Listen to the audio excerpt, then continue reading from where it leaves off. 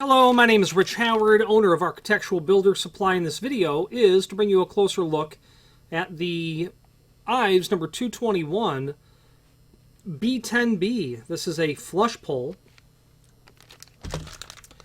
in an oil rubbed bronze finish. I have one removed from the packaging here.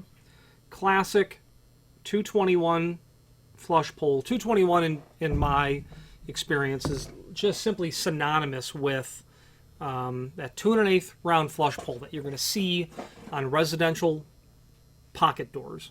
Two 2 1/8 flush poles. You got a 230 in the edge, their edge pole. They're 230. This is the B, which means a brass-based material.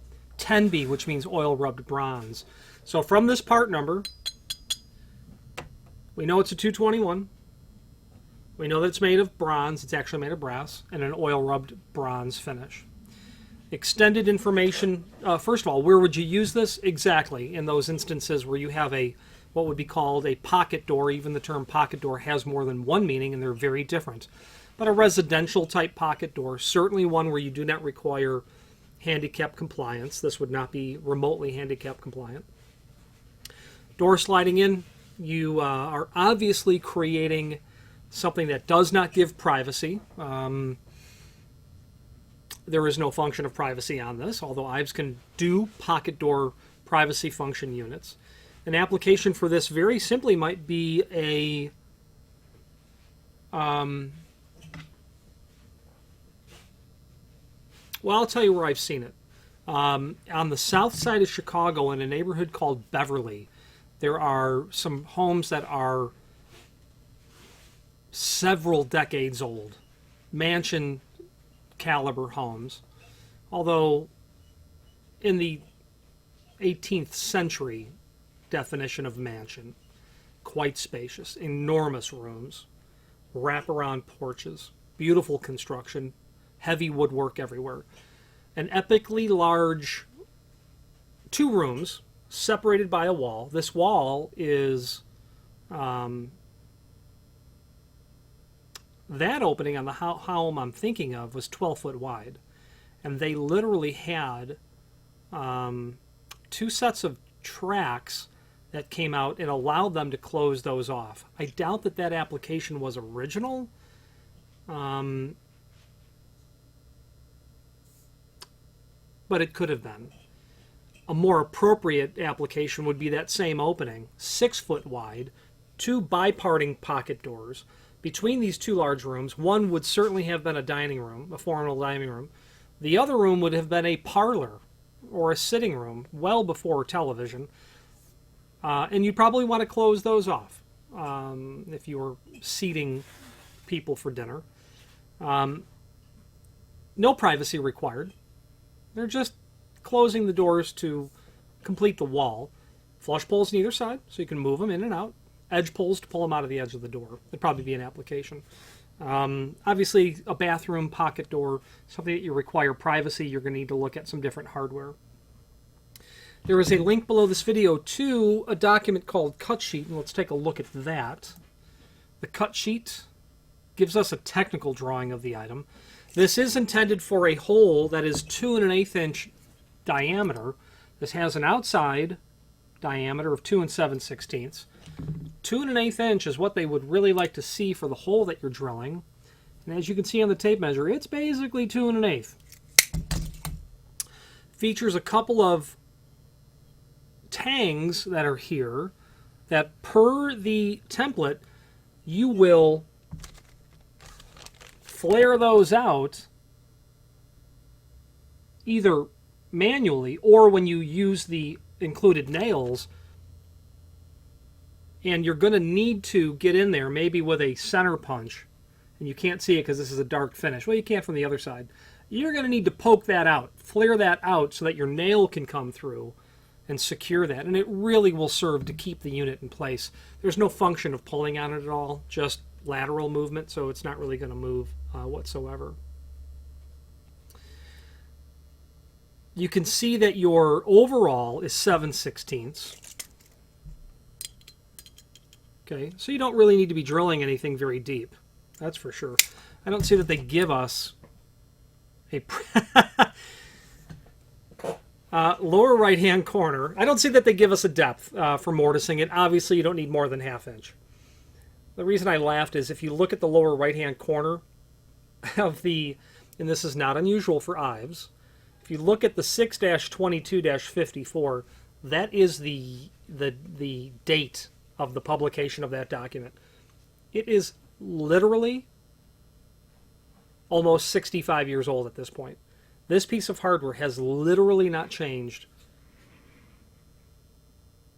in that amount of time. I don't know how many versions of this drawing existed before 1954, but that gives you an idea of how classic of a piece of hardware this really is. You'll see these, 221s installed everywhere. Now, there are other people, and Ives included, that make smaller ones, like finger pulls. They're maybe about 1 inch. They're tiny little guys that you might see on a homemade storage closet where you've got just 3/4 doors or quarter or ½ inch doors that just slide. You'll use a little finger pull for those. There are other manufacturers who have unusual sizes. It's going to look just like this, except that it's about 1 3/4 inch diameter. That's a really unusual size. I don't see those out in the wild very often. But back to that template date, you will see those. I wonder who FCB was. That's the draftsman who drew that. Little does FCB know that 65 years later we're admiring his handiwork. How I would mortise for these would be, I would use a router is the bottom line. I would have a template that I would margin to the edge of the door. I might even get fancy and make it a long rectangular template so I could square it to the bottom outside corner, couple of clamps, bring my router, route that, and be done with it. With that template, you're setting not only your height, your vertical height off the floor, so that your height is then standardized independent of the door height. If you're measuring off the bottom of the door, you don't care if it's a 6'8", a 7'0", an 8'0" door, because that height will be the same.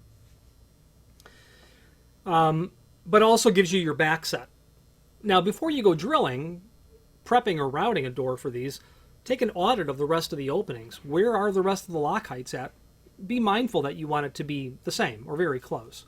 Residential, you're going to see at 36 inch. Commercial, you're going to see closer to 40 inch. Or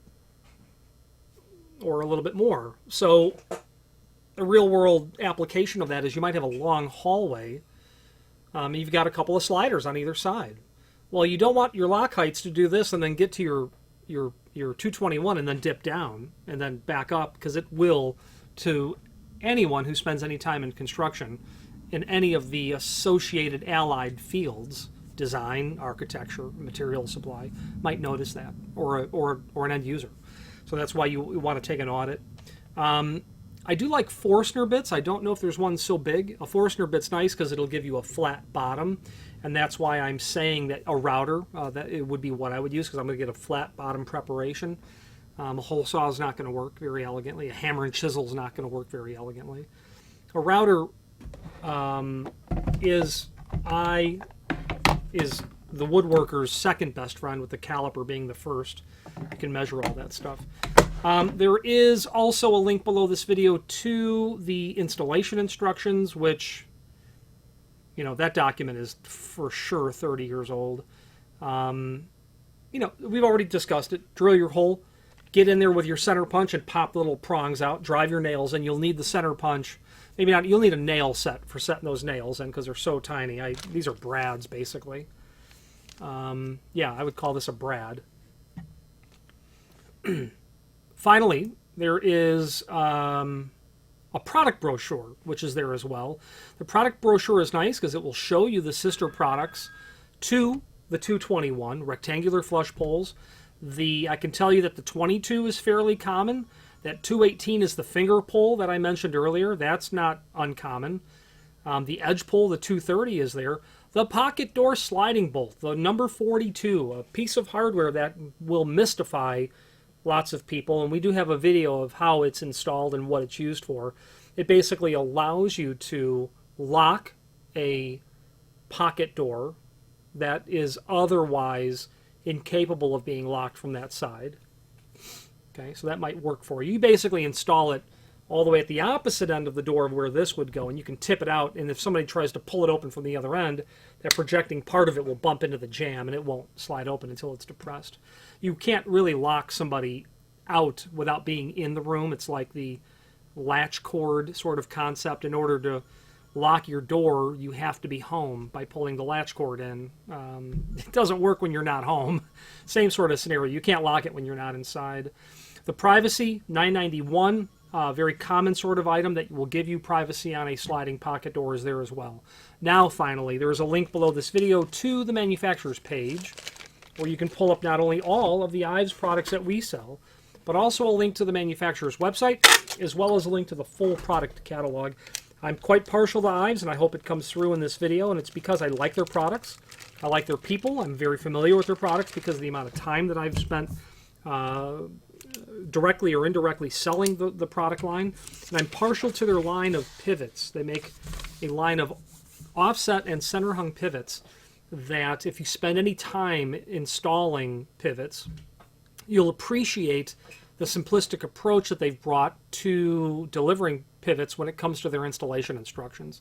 Simple, accessible if you're a newbie to installing pivots, easy to wrap your head around, good quality material. They make a lot of stuff that's non-handed, so it's really nice and easy to switch parts around. And I would recommend that you review their full line catalog to the link previously mentioned.